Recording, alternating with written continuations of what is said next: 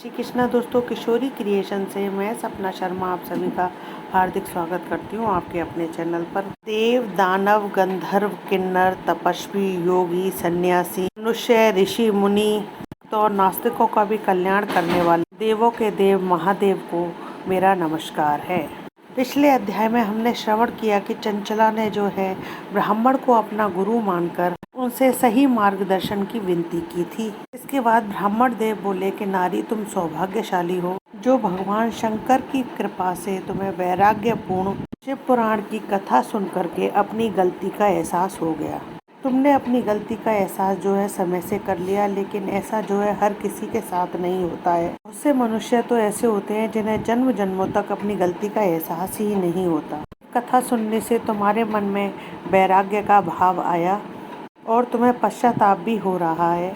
अगर कोई व्यक्ति तप करके स्वयं को बदलने के लिए तैयार हो तो पश्चाताप जो है बड़े से बड़े पाप का प्रायश्चित होता है।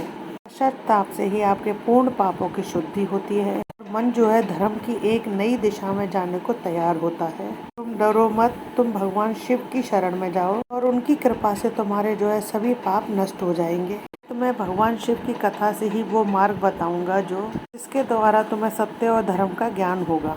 पुराण की कथा सुनने से चित्त की शुद्धि और मन जो है निर्मल हो जाता है। तो मन में ही जो है भगवान शिव और पार्वती का वास होता है। ऐसा शुद्धात्मा पुरुष जो है भगवान शिव के परम पद को प्राप्त होता है। पुराण की कथा का श्रवण जो है सभी मनुष्यों के लिए बहुत ही कल्याणकारी है। पुराण को सुन करके हृदय में उसका मनन करके चित्त की शुद्धि होती है। मनुष्य माया के प्रति आसक्त है, वो इस संसार बंधन में मुक्त नहीं हो पाता है। इसलिए हे पुत्री, तुम अन्य विषयों से अपने मन को हटा दो और तुम भगवान शंकर की इस परम पावन कथा का श्रवण करो। फिर शिव पुराण की कथा सुनने की इच्छा मन में लिए हुए कि शिष्यों के साथ में चंचला उन ब्राह्मण देवता की सेवा में वही रहने लगी। पुराण की भक्ति, ज्ञान, वैराग्य बढ़ाने वाली और मुक्ति देने वाली परम पावन पुनीत उत्तम कथा सुनकर चंचला का मन जो है शुद्ध हो गया। वह अपने मन में जो है भगवान शिव के सगुण रूप का चिंतन करने लगी। दिन रात जो है शिव के सच्चिदानंदमयी स्वरूप का चिंतन करती, मनन करती। उसके बाद मानव शरीर में अपने समय पूर्ण होने पर चंचला ने बिना किसी कष्ट के अपना शरीर जो है त्याग दिया। चंचला ने जीवन के अंतिम दिनों में जो है शिव भक्ति और धर्म का रास्ता अपनाने से चंचला के जो है सारे पाप धुल गए।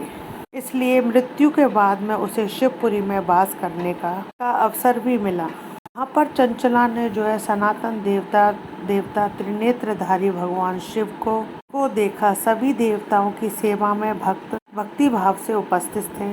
उनकी अंधकांति करोड़ों सूर्यों के समान प्रकाशित हो रही थी। 5 मुख और हर मुख में जो है 3-3 नेत्र थे। मस्तक पर जो है अर्धचंद्रायमान मुकुट शोभा पा रहा था। उनके कंठ में जो है नील चिन्ह था। उनके साथ में देवी गौरी जो है विराजमान थी, विद्युत पुंज के समान प्रकाशित हो रही थी। महादेव जी की कांति कपोल के समान जो है गौर वर्ण की थी और उनके शरीर पर जो है श्वेत वस्त्र थे। शरीर जो है श्वेत भस्म से युक्त था। इस प्रकार भगवान शिव के परम उज्ज्वल रूप का दर्शन करके चंचला बहुत ही प्रसन्न हुई। अब चंचला ने भगवान को बारंबार हाथ जोड़ करके प्रणाम किया और प्रेम, आनंद, संतोष से युक्त होकर दोनों हाथ जोड़कर विनती भाव से खड़ी हो गई। फिर भगवान शंकर और माता गौरी ने जो है चंचला को आशीर्वाद दिया। बाद चंचला और अन्य भक्तों के साथ ही शिवपुरी में निवास करने लगी। इति श्री शिव पुराण 4था अध्याय समाप्तम।